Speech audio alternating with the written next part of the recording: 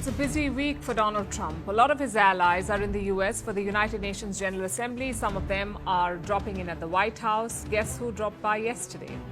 Pakistan's Prime Minister Shehbaz Sharif. And he came with his boss, Army Chief Asim Munir. Things did not start off quite well. The Pakistani team reached the White House around 5 p.m., but Trump was busy inside. He was signing executive orders and speaking to the press. So for 30 minutes, the Pakistanis simply waited. In fact, we have a great leader coming. We have the Prime Minister of Pakistan coming and the Field Marshal. Pakistan Field Marshal is a very great guy, and so is the Prime Minister, both. And they're coming, and they may be in this room right now. I don't know, because we're late. And I said maybe they'd like to join the. They actually may be somewhere in the beautiful Oval Office. Yep. Eventually, the meeting did happen, but not in front of the cameras. It was a bit unusual for the Trump White House. We know the president loves the cameras. In fact, before Sharif, the Turkish president was in the same room, and that meeting was live streamed. But when Sharif came in, no live coverage. Pakistan later posted pictures and videos of the talks. Take a look.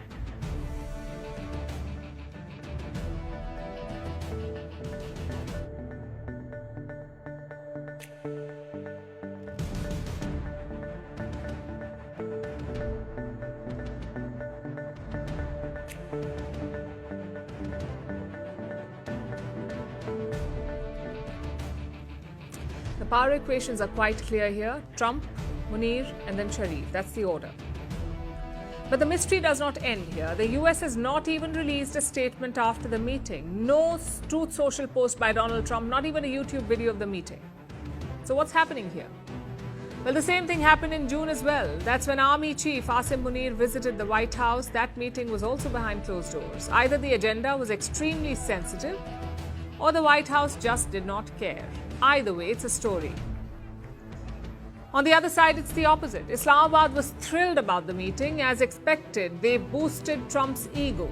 Sharif called Donald Trump a man of peace. He also praised Trump's so-called bold and courageous moves to end wars. Again, not surprising, Pakistan has nominated Trump for the Nobel Peace Prize, so flattery was expected. Sharif thanked Donald Trump for mediating between India and Pakistan. He claims the US averted a major catastrophe in South Asia. The only catastrophe here is Pakistan. And as for mediation, India has already rejected the claim. New Delhi repeated it today. Kashmir के मुद्दे पे हमारा रवैया, हमारा पक्ष बड़ा साफ है, उसमें कोई बदलाव नहीं आया है। जहां तक मध्यस्थता की बात है, वहां भी तीसरे किसी भी पक्ष की द्विपक्षीय मुद्दों पे भारत और पाकिस्तान के बीच में द्विपक्षीय जो मुद्दे हैं, उसमें कोई जगह नहीं है तीसरे पक्षों का। What else did Sharif and Trump discuss? Pakistan is seeking investments to bail out their economy, so Sharif invited US firms to Pakistan. He urged them to invest in agriculture, mines and energy. And that last one is important, energy. Pakistan does not have a sizable oil reserve, yet Donald Trump is apparently interested. He wants US firms to explore and extract Pakistani oil. The question is, how does all of this affect India? Well, the pivot is undeniable. In his last term, Trump had tried to isolate Pakistan. He cut off military aid to Islamabad. He even called them a safe haven for terrorists. But now, the same Trump is rolling out the red carpet. Statement or not, he is cozying up to Pakistan. We know what's in it for Islamabad, but what's in it for Donald Trump? Well, he is refocusing on South Asia. He is openly seeking the return of a military base in Afghanistan. It's called Bagram, just north of Kabul. Clearly, the US wants a presence in South Asia. The Taliban have said no to Bagram, but Pakistan will likely give Trump anything he wants. And don't forget the personal stakes. Trump's family has signed a crypto deal with Pakistan. They stand to gain from Islamabad's pivot towards cryptocurrency. If that was on the agenda, the radio silence makes sense. After meeting Trump, Sharif flew back to New York. He spoke at the UNGA today, the United Nations General Assembly, and as he started, things got a bit confusing because Sharif was not praising Pakistan or his government. He was endlessly praising Donald Trump.